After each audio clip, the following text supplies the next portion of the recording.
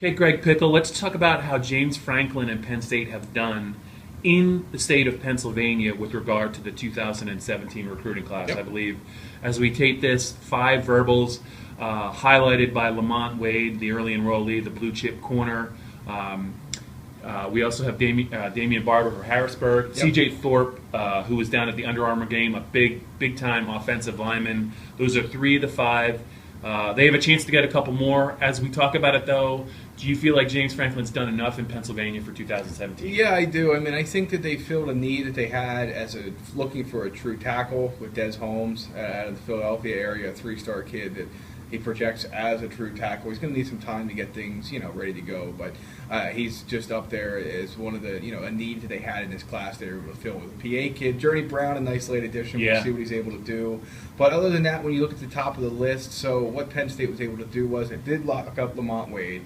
Obviously a very contentious recruitment there, but they were able to do that. Yeah. And, did they miss out on a couple of kids? Sure. DeAndre Swift, the 5-star running back out of Philly, is going to Georgia. Mm-hmm. His cousin, Mark Webb, out of Archbishop Boyd, the 4-star receiver, we'll see, committed to Georgia, visits Penn State.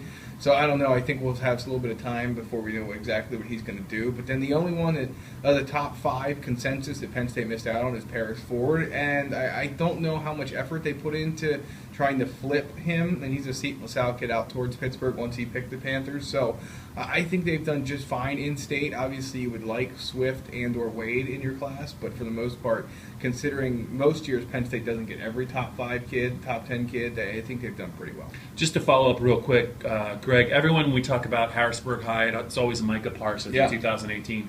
I think kind of gets lost in the shuffle is Damian Barber, a very good player. Just real quick, your thoughts on him? Yeah, I just want to touch on one other thing quick, though. David Adams, Kurt Hinner, so it's really only the 2 big ones that Penn State, I think, from a needs perspective, missed out on. So both of those guys are going to Notre Dame. But as for Damian Barber, I think he's flew under the radar a little bit, not because he's he plays for a team that obviously went very far in the state playoffs, but Pennsylvania sometimes doesn't get reevaluated. And I think the other thing, too, is obviously when you play with Micah Parsons, you're always a little bit in the shadows. But Penn State likes what they have in him. I think he's, if you see him in person, you're surprised by how big he is. He's a little bit bigger than maybe he looks. Yeah. And he's only going to get stronger and more, tuned up for the Big Ten once he gets to Penn State. So I think he's a talent that there's a lot to work with there. And that was a reason that Penn State, him and Eter Matos, the kid from Virginia, there's a reason they locked both of those guys up as their quote-unquote 2 defensive ends, in the class immediately.